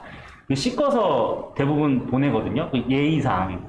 그런 인식, 약간 생활운동처럼 인식 문화도 좀 필요한 거거든요. 내가 근데 못 씻어. 원래 씻어 보내야 돼. 근데 어차피 그 비용이잖아요. 씻고 뭐 음식물 쓰레기 남고. 그럼 그런 것들을 나는 비용으로 지불할게. 내가 직접 씻지 않고. 약간 이런 관점에서의 이걸 해야 되는 거는 예의고 책임이야. 권한이야, 네가. 이런 방식의 약간 프레스 전략도 조금은 필요하다. 당위성 측면에서. 지금 전 세계적으로 지구를 같이 지켜야 되는데 너만 이렇게 하겠다고? 뭐 이런 방식의 좀 고민은 조금 우리도 그런 인식을 가져가야 되는 거는 필요하겠다. 네. 아, 이 정도만 네. 하고, 네. 네. 그러니까 이제 말씀은 소비자로 하여금 같이 소비를 하고 있다라는 형태를 이제 인식시켜주는 거고, 그리고 저도 마찬가지로 환경적인 가치를 이렇게 보여주면서 시각화하는 전략을 말씀해 주신 것 같아요. 네, 요즘 그러한 환경적인 기업들 많이 선도적으로 하고 있으니까. 그러면 뭐 더 혹시 질문이 없으시면 넘어가도 될까요? 네, 네, 이따가 또 저희 계속 진행할 수도 있어요. 몇 시간 동안. 네. 그러면 다음으로는 이제 담장 너머에 대한 멘토링을 좀 진행하도록 하겠습니다. 담장 너머는 원래는 처음엔 영상으로 시작했지만 지금은 어떠한 플랫폼 웹 개발이나 그런 데이터베이스의 사업들을 좀 진행하려고 하는데, 일단 그런 팀의 문제점 하나는 나에게 맞는 PC 맞는 개발자가 있는지, 그리고 개발자 부족한 현상이 이루어지고 있거든요. 그리고 알고리즘에 대한 부분에 대한 정보성, 그러니까 프로세서에 대한 정보성, 그런 거에 대한 질문을 해주셨는데, 혹시 이 부분은 우리 김정기 교수님께서 네. 일단 조금 질문을 이제 두 가지로 쪼개서 볼 수가 있는데요. 제가 이 부분을 조금 더 정확하게 이해하기 위해서 사전에 이제 물어본 결과, 일단 개발자를 우리가 이제 실제로 원하는 어떤 그 솔루션을 구현할 수 있는 개발자가 더 있었으면 좋겠는데 최근에 구하기 힘들다. 네, 또 하나는 알고리즘 쪽에 대해서는 뭔가 좀 더 우리한테 핏이 맞는 그런 이제 어떤 그 알고리즘을 직접 개발을 해보고 싶은데, 이제 그런 부분에 대해서 이거를 이제 어떤 식으로 접근해야 될 것인지 두 가지 관점으로 말씀하셨어요. 사실은 이게 되게 단순하게 얘기를 하면은 정말 좋은 개발자가 구해지면 그 사람이 알아서 해줄 수 있는 문제. 아니면 정말 좋은 개발자인데 한 명에서 못하더라도 그 사람이 실제로 뭔가 어떤 그 프로젝트 매니저 역할, PM 역할을 하면서 실제로 다른 이제 추가적인 개발자들한테 어떤 그 디렉션을 내려줄 수 있는 그런 지침을 내려줄 수 있는 상황이라면 또 해결할 수 있는 문제기는 하죠. 근데 요거를 저는 좀 더 이것도 뭐 너무 기술적으로 접근을 하는 것보다는 좀 일반적인 이제 접근 방법에서 얘기를 하자 그러면, 사실 개발자를 어떻게 하면은 좀 더 핏이 맞는 개발자를 구할 수 있을 것인가에 대한 거는 솔직히 말씀드리면은 이게 지금 당장은 답은 없는 문제예요. 왜냐면은 이거는 굉장히 현실적인 이유가 있는데, 협의가 안 돼서 그랬든지 이해관계가 안 돼서 그렇다는데 그런 걸 떠나가지고 이게 2년 전만 해도 개발자가 그렇게 없진 않았거든요. 진짜로. 근데 작년에 이 코로나19 확산이 되면서 비대면 쪽에 대한 수요가 증가를 하게 되면서 갑작스럽게 여러 기업들, 그리고 또 우리나라가 스타트업이 재작년부터 갑자기 정부 지원 사업이 막 쫙 올라오기 시작하면서 굉장히 많은 사람들이 창업에 뛰어들었거든요. 그렇게 되다 보니까 거의 대다수가 IT나 이런 쪽으로 많이 이제 접근을 하다 보니까 특히나 이 ICT 쪽에 관련된 개발자들이 굉장히 턱없이 부족한 상황이 됐어요. 그러니까 내가 지금 시장에 수요 파이는 이만큼 있는데 공급이 지금 그걸 못 따라가는 상황이에요. 근데 이게 제가 볼 때는 좀 일시적인 현상으로 보고는 있는 게, 앞으로 계속 그러지는 않을 게 아마 두 가지 관점에서 그럴 거예요. 일단 첫 번째로는 그렇게 많은 개발자들이 스타트업이나 여러 이제 그런 기업들에 뛰어들어서 계속 개발을 하고 있지만, 과연 이 중에 얼마나 많이 살아남을 것이며, 그 안에서 아마 현실을 좀 깨닫게 되겠죠. 이렇게 가는 게 이제 바람직한 건 아니구나라는 식으로 가게 되면은 조금씩 이제 다시 이게 항상 이게 사이클이거든요. 그래서 아마 어느 시점이 되면은 공급과 수요가 맞춰지는 시점이 오기 때문에 되게 단발적으로 일어나는 그런 현상에 대한 걸로 이해를 하시면 될 것 같고, 그 개발자가 지금 구해지지 않는다라고 하는 거에 대해서 스트레스는 좀 덜 받으시면 좋겠어요. 그거는 어떤 그 뭔가 본인이 잘못했거나 회사의 색깔이 뭔가 잘못됐거나의 문제보다는 그냥 지금 현재 시점은 그래요. 그래서 당장 개발자를 구하는 게 쉽지가 않다 그러면 좀 같은 이제 다른 ICT 기업들하고 협업을 통해 가지고 뭔가 어떤 공동의 이해관계를 창출하는 것도 한 가지 방법이 될 수도 있고요. 왜냐면은 그 친구들도 아마 의외로 자기네들 기술 개발 역량은 있는데 써먹을 데가 없어가지고 되게 매출 창출도 안 되고 되게 헤매는 경우가 많거든요. 그러니까 그런 어떤 시너지를 생각하는 것도 좋고, 아니면 어떤 방식으로든 사업 자금을 확보해서 이제 당분간은 조금 외주 형태나 프리랜서를 고용을 하면서 점진적으로 좀 이해관계를 맞춰서 맞는 사람들을 찾다 보면은 생각보다는 그렇게 어렵지 않게 구할 수 있을 것 같아요. 시간의 문제예요. 지금 대표님께서 개발자를 구하기 어려운 문제 중에 또 하나 이유는 그쪽에 지인이 사실 없어서 그렇거든요. 근데 아까 얘기한 뭐 협업을 한다던가 아니면 사실은 네트워킹을 했었어야 되는데 그건 지금 현실적으로 어려우니까 뭐 프리랜서를 쓰거나 아니면 외주를 한다거나 이런 식으로 해서 그쪽에 어떤 그 인적 네트워크를 조금씩 넓혀가면은 사실은 꼭 거기에서 사람을 구하지 않더라도 거기서 자연스럽게 연결돼서 사람들을 구할 수 있는 그런 상황이 될 거예요. 그러니까 처음부터 개발자를 너무 무리해서 영입하려고 하는 건 조금 안 좋은 것 같고요. 알고리즘 쪽은 이것도 사실 거의 정답이 정해져 있는데 그 완전히 새롭게 알고리즘을 짤 수 있는 개발자는 생각보다 많지 않아요. 오히려 컴퓨터 공학이 지금 굉장히 급속도로 지난 십수년간 급속도로 발전할 수 있었던 이유는 사실은 어떤 오픈소스에 기반한 어떤 기술의 공유라고 하는 그게 유일하게 이루어지는 데가 컴퓨터 공학이거든요. 컴퓨터 사이언스거든요. 사실 기계나 아니면은 다른 전기전자나 이런 반도체 쪽은 대부분의 기술들이 좀 내부적으로 이렇게 좀 감춰져 있어요. 왜냐면은 약간 그런 거죠. 그러니까 이게 노하우의 공유잖아요. 그러니까 그런 관점에서 본다 그러면은 컴퓨터 사이언스는 오히려 오픈소스라고 하는 그 시스템이 구현이 됐고 많은 사람들이 약간 내가 개발한 소스를 바깥으로 보여주고 이것들이 내 이름을 걸고 사용한다는 데서 약간 훈장 같은 그런 느낌을 받는 그런 굉장히 어떻게 보면 바람직한 그런 기술책을 갖고 있기 때문에 기존에 있는 걸 좀 더 적극적으로 이용하면 될 것 같고요. 이것도 이제 너무 맞춤형으로 생각할 필요는 없다. 그래서 저는 저거 얘기를 어떻게 해드릴까 그러다가 갑자기 그 얘기가 생각났어요. 제가 대학교 다닐 때 들었던 얘기인데 이제 저희 지금 돌아가셨는데 은사님께서 한번 해주셨던 얘기가 있어요. 세계 2차 대전이 끝나고 나서 미국하고 소련이 그땐 소련이었죠. 지금 러시아, 소비에트 연방. 미국하고 소련이 그 당시에 이제 그 군수 산업을 한창 발전시키면서 더 나은 무기를 개발하기 위해서 굉장히 많은 자본을 쏟아부었거든요.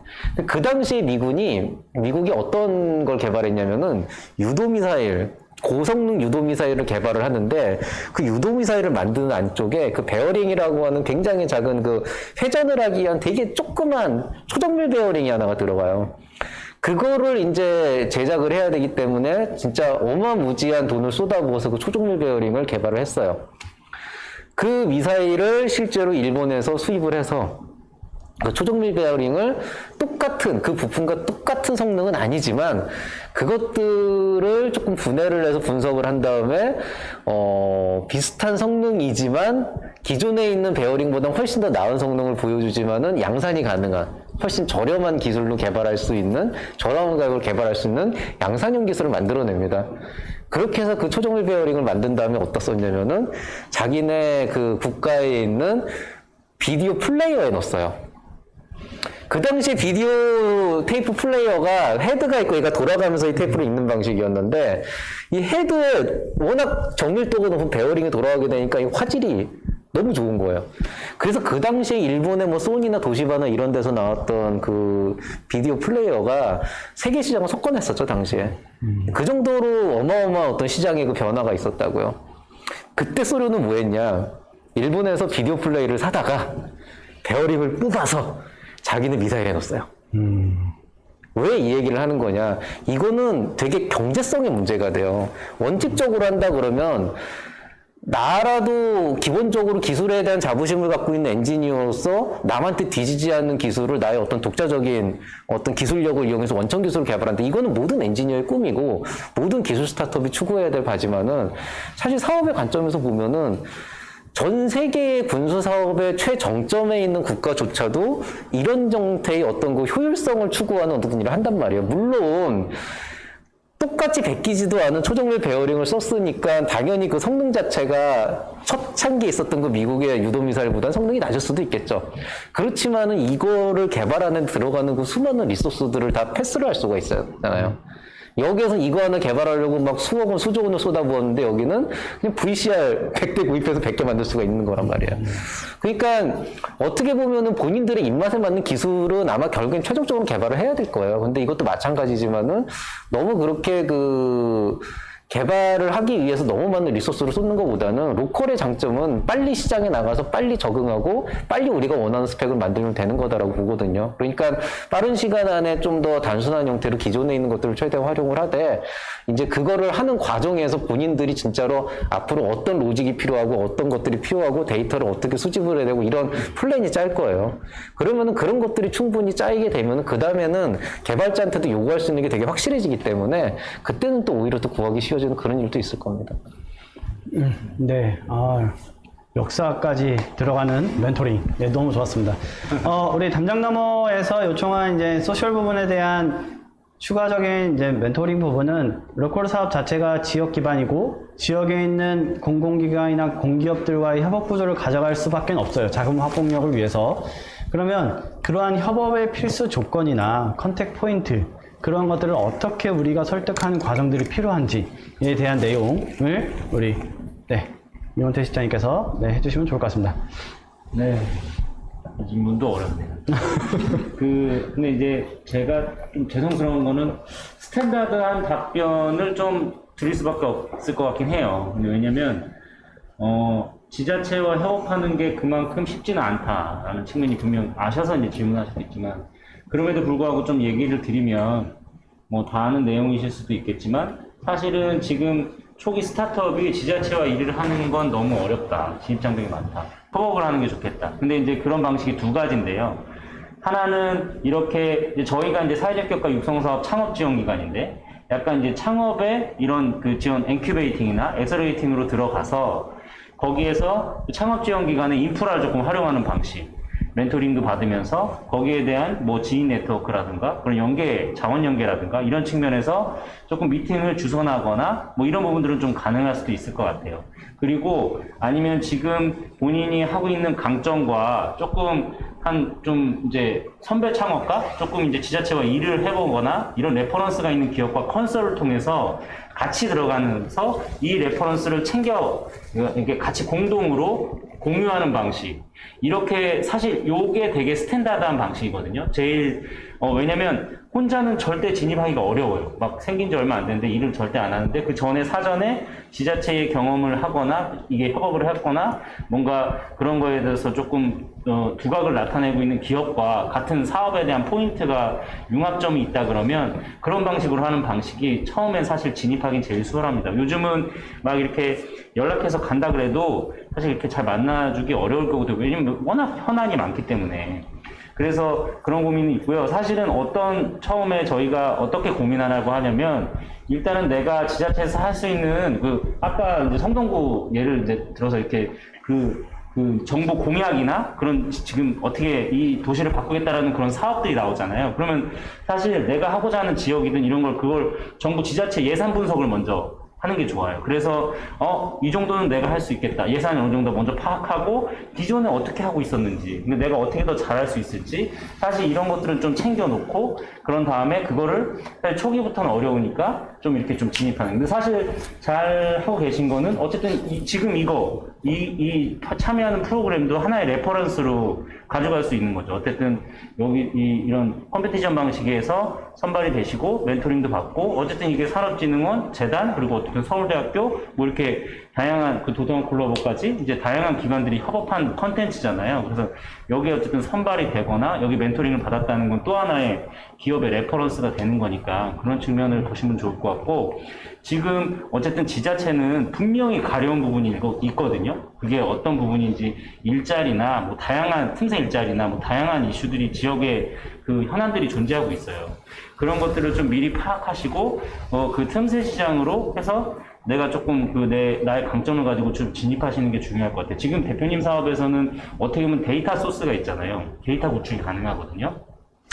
사실 지자체도 데이터 관리가 잘 안 돼요. 그래서 이런 측면에서 사실 저는 협업 포인트가 분명히 있을 것 같아요. 그래서 그런 포인트를 조금 지자체 중심으로 어떤 잠깐 플랫폼 기반의 지역 어떤 문화라던가 어떤 그런 지역의 거리라던가 이런 걸 좀 활성화시키는 컨텐츠 기반의 것들을, 그리고 아까 성수동이라고 하셨잖아요. 거기에 로컬 크리에이터들이 상당히 많거든요. 이들은 이미 성수동의 지자체와 일을 되게 하고 있어요. 그러면 사실 이렇게 하고 있다는 건 되게 같이 협업하기 좋다라는 거죠. 그리고 또 기업들하고의 컨택은 조금 더 수월할 거고, 그래서 그런 부분들에 대해서 조금 고민하시면 좋을 것 같습니다.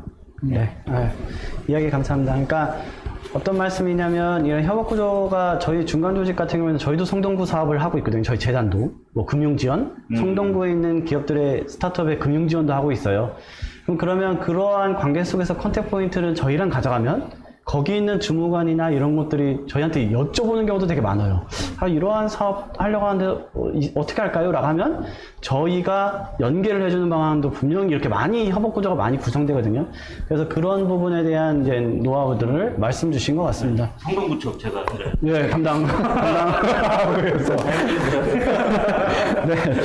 네, 그러면 이제 두 팀에 대한 이제 멘토링을 좀 마무리하도록 하고요. 시간이 다 돼서 이제 마지막 우리가 이제 진행되는 팀은 포스트 팀인데 지금 집에 계세요. 집에 계세요. 사정상 이제 집에 계신데 저희가 온라인 실시간 멘토링이기 때문에 전화 연결을 통해서 멘토링을 진행하는 방식으로 진행하도록 하겠습니다. 이런 방송 없을 거래요, 아마도. 제가 봤을 때는. 네, 전화를 한번 제가 걸어보겠습니다. 없는 번호라고 나오진 않겠죠? 제가 금전까지 전화를 했으니까요.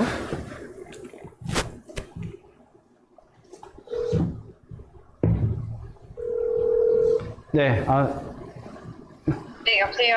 네, 대표님 안녕하십니까? 네, 안녕하세요. 네, 반갑습니다. 팀에 대한 이제 멘토링을 좀 마무리하도록 네, 하겠습니다. 그 유튜브 채널 그 소리를 좀 줄여주시면 좋을 것 같고요. 지금 네. 제 목소리가 또 나왔네요. 네. 네, 아무튼 오늘 안타깝습니다. 이 자리에서 함께 우리가 많은 얘기를 나누면 좋은데 그러지 못해서 일단은 대표님 사업을 우리 시청자들께서는 잘 알고 계시고 기술적인 부분에서 저희한테 요청하신 거는 유산균 발효액 혹은 유산균 함유 건강보조식품들을 만드는데 특허 받은 그러한 부분에서 우리가 함께 그런 걸 기술적으로 사용할 수 있는 부분들에 대한 얘기 맞으시죠?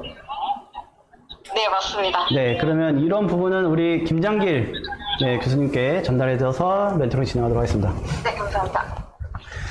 예, 대표님 안녕하세요. 네, 안녕하세요. 예, 반갑습니다. 일단은 제가 이 질문에 대한 부분에서 조금 구체적으로 좀 여쭤보고 싶은데요. 지금 우리 회사가 특허를 이미 가지고 있고, 그렇다면은 이 특허의 활용 방안에 대해서 지금 궁금해 하시는 건가요? 아니면은 어떤 그 제품 개발에 관련된 부분인가요? 저희는 사실 특허를 가지고 있는 업체랑 콜라보레이션으로는 가능한데 저희 자체 특허는 가지고 있지 않습니다. 네, 그래서 이제 저희 아이디어랑 특허를 가지고 계신 그 기업이랑 같이 콜라보레이션을 하려고 기획 중에 있고요. 네. 그래서 이러한 기술적인 기술을 사용하는 부분에 있어서 저희가 뭐 어느 정도 준비를 해야 될 사항이라든지 뭐 그런 게 있는지. 일단은 첫 번째로 고민하셔야 되는 거는 지금 이제 활용하려고 하는 특허가 과연 우리 회사의 사업을 영위하는 데 있어서 어느 정도의 그 비중을 차지하고 있느냐를 먼저 결정을 하셔야 돼요.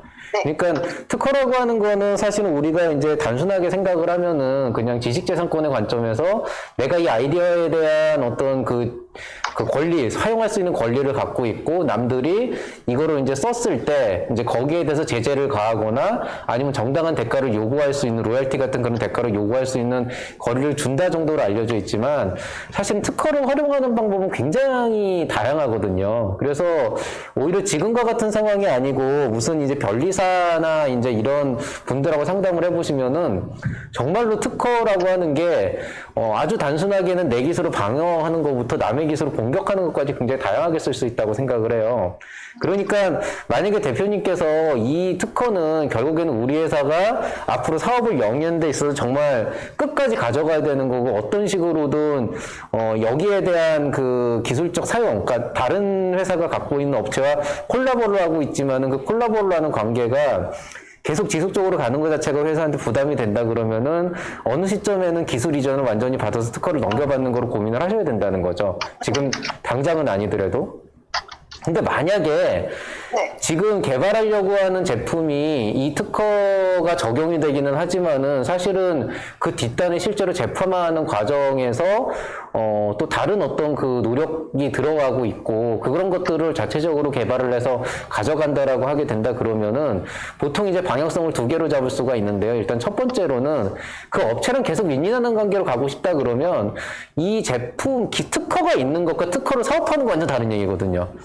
특허를 사업하는 과정에서 나오는 수많은 노하우들이 쌓일 거고 그 안에서 또 이제 발견된 어떤 새로운 기술적 요소들이 보일 거란 말이에요. 그런 부분들을 우리 회사가 특허로 가져가면 굉장히 좋아요. 그리고 그게 아니더라도 그런 과정에서 나오는 영업 법률들을 자체적으로 갖고 있다라고 하게 된다 그러면 원하든 원하지 않든 이 특허를 보유하고 있는 업체에서도 실제로 이제 우리 포스라는 회사가 콜라보를 하지 않으면 안 되는 상황이 만들어진다는 거죠. 지금 대표님께서 고민을 하고 있는 거는 현 시점에서 보면은 기술을 갖추고 있는 그 업체와 그다음에 포스라고 하는 회사의 어떤 그동안의 그 제품 판매나 마케팅을 해서 쌓아온 그런 인프라들에 대한 어떤 상호 이해관계가 맞아서 협업이 가능하다라고 보고 있고요. 근데 사실 이렇게 역할 분담을 하는 것보다는 어느 정도는 조금 이렇게 퍼지는 게 좋거든요. 그래서 결국에는 상대 업체도 시간이 지나면 지날수록 이게 점점 가치가 있고 시장에서 어떤 그 경제적 가치가 산출이 된다 그러면은 어느 시점에는 우리 회사가 이걸 좀 독자적으로 팔아볼까라고 하면서 이제 약간 다른 방향으로 갈 수가 있다는 거죠. 그러니까 지금 당장은 아니더라도 기속적으로 우리 회사가 이거를 제품하는 과정에서 어떤 기술적 역량을 보유할 것인가. 즉, 저 특허 단독으로는 뭐 원천 특허라고 할 수 있을지 모르겠지만은 단독으로도 의미가 있지만은 막상 사업화해서 우리 회사의 기술이 들어가지 않으면 안 되는 상황을 만들 수가 있다라고 한다 그러면 의외로 그렇게 윈윈해서 갈 수 있는 방법도 있고요. 또 하나는 지금 당장은 이제 저런 특허를 갖고 있는 업체와 협업을 하고 있지만 아마 이거를 또 계속 판매하고 하다 보면은 다른 형태의 솔루션을 찾아낼 수도 있어요. 그렇게 된다 그러면은 저 특허에서 자연스럽게 멀어질 수도 있게 되거든요.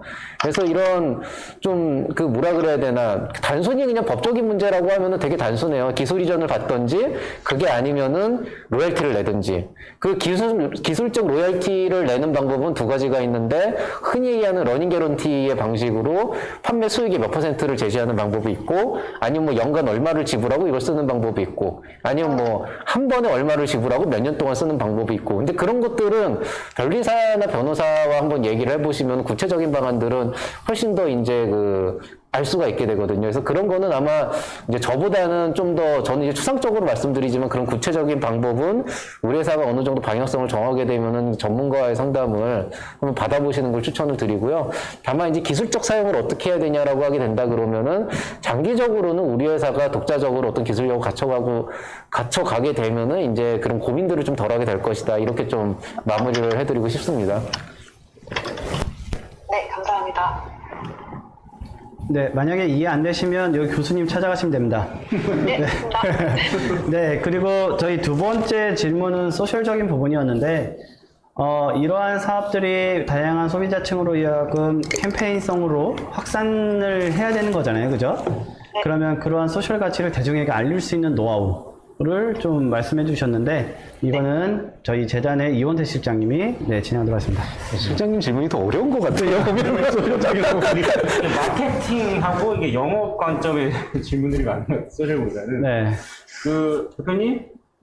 네.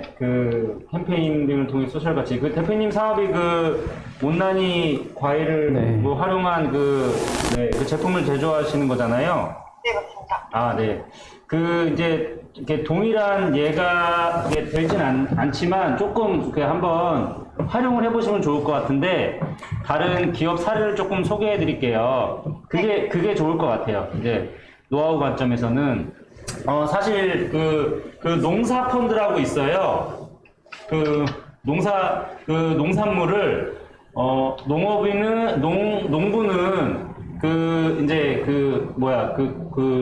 제조하는 식품을 잘 1년 동안 잘 키우는 역할을 충실히 하고 그리고 이제 이렇게 드시는 분들은 이제 구매자, 소비자들은 이제 안전한 먹거리를 중간에서 연결하는 이제 크라우드 펀딩 플랫폼이에요. 농수산물. 그런 플랫폼을 하시는 이제 기업인데 아마 농사펀드 쳐보시면 좀 나오실 것 같기도 해요. 근데 이 기업이 초기에 어떤 캠페인을 했냐면 지역에 있는 농부의 이제 스토리텔링과 농부가 키우는 작물을 어떻게 키우는지 실제적으로 구매자분들을 소비자분들을 데려가서 직접 체험하는 그런 방식의 캠페인을 좀 진행했었어요.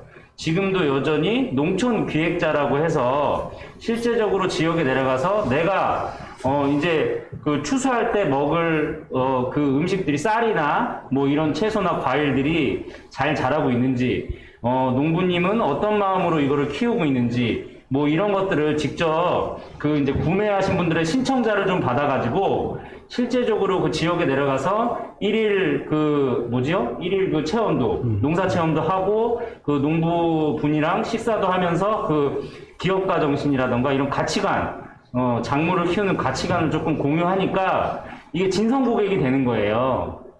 네, 무슨 얘기인지 아시죠? 네, 압니다. 예, 그래서 이런 부분들에 좀 고민을 조금 해보시면 어떨까. 이게 어쨌든 내가 정말 안전한 먹거리를 사고 산다고 하지만 정말 그런 건지 이제 그렇게 좀 고민하는 고객들도 많이 있잖아요.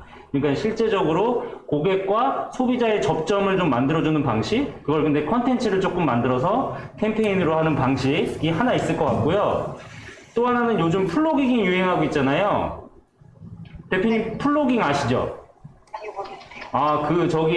요즘 그 환경보호 측면에서 그린 캠페인인데, 이제 그 쓰레기 주우면서 이렇게 러닝을 하는 거예요. 네, 어디부터 뭐 여의도 뭐 한강 어디서 고수부지부터 어디까지 해서, 근데 그냥 뛰는 게 아니라, 이제 그런 이제 쓰레기를 주우면서 봉지 하나랑 이제 집게 하나씩 줘요. 그래가지고 나중에 이제 종착지에서 만나가지고 누가 더 많이 주웠나 막 이런 것도 하고, 약간 그런 컨텐츠거든요. 그게 이제 플로깅인데, 이제 부산의 하나의 기업이, 사실 해변가가 있잖아요, 부산에, 지역에. 근데 해변가에 해양 쓰레기가 엄청 많잖아요. 그러니까 해양 스포츠나, 그리고 이제 그런 트레이닝을 여기다가 접목한 거예요. 그래서 해변가에 모여서 트레이닝을 하고, 1차적으로 몸풀기 트레이닝을 하고, 그런 다음에 걸으면서 이렇게 조금 이게 쓰레기를 줍는 방식? 뭐 이런 캠페인을 또 진행한 그런 또 협업의 또 아이템이 또 있었어요. 이게 이렇듯이 그 대표님도 하고 있는 사업에서 다른 좀 기능적인 것들과 지금 좀 시대적으로 트렌드가 되는 아이템을 조금 장착하셔서 컨텐츠로 만든 다음에 그런 다음에 고객들을 유입하는 방식에 대한 고민이 좀 필요할 것 같아요. 그 제품을 조금 직접 체험해 볼 수 있는 체험단을 조금 이런 소셜적인 거나 약간 그 환경적인 거나 아니면 지역 중심의 약간 이런 조금 컨텐츠를 만들어 보시면 어떨까 합니다. 네. 네, 대표님 또 전화 드리겠습니다. 고생하셨습니다. 네, 감사합니다. 네. 한숨. 네. 이렇게 해서 지금 세 팀에 대한 멘토링이 끝났고요. 이거는 제가 봤을 땐 전초전이지 않을까라는 생각이 있어요. 어떤 말씀이냐면, 전초전. 저희가 이 트라이브리팅, 네, 기술 기반 로컬 밸류 업 스테이션이라는 것이 서울대학교 김장길 교수님하고 저희 재단, 일자리 관련된 저희 재단, 스타트업을 관련한 재단과 청년인 도도한 콜라보 3개의 협력기관으로서 사업을 좀 진행을 했고요. 그래서 로컬 기술, 뭐 소셜 창업, 뭐 이러한 주제로 진행을 했는데 오늘 선정된 세 팀은 1기입니다. 우리 대표님들은 모르세요. 저 혼자 1기고 저희 이 공모전의 특징상 하나는 상금이 없습니다. 요즘 상금 헌터들이 되게 많이 일어나고 있는데 상금이 없지만 저희가 드릴 수 있는 부분은 앞으로의 다양한 멘토링을 수시로 진행해 주기로 하셨어요. 박수 한번 주세요. 네. 뭔가 기술적인 부분이나 뭐 이러한 협력 부분에 대해서 저희가 같이 협업하고 그리고 멘토링도 진행해 드릴 거고요. 이게 저희도 테스팅한 거예요. 첫 회로서 진행을 하고요. 저희가 내년에는 더 많은 로컬에 관련된 청년들이 이 사업에 도전하고 2기, 3기, 4기까지 모든 로컬을 변화시킬 수 있는 이 사업이 될 수 있도록 저희가 기획한 사업이라고 볼 수 있습니다. 그래서 이제 거의 마무리가 됐는데요. 뭐 길에서 길을 묻듯이 저희는 청년들은 로컬에서 로컬의 답을 찾는다라는 주제로 내년에 다시 찾아뵙도록 하겠습니다. 아무튼 고생하셨습니다. 네, 고맙습니다. 고생하셨습니다. 감사합니다.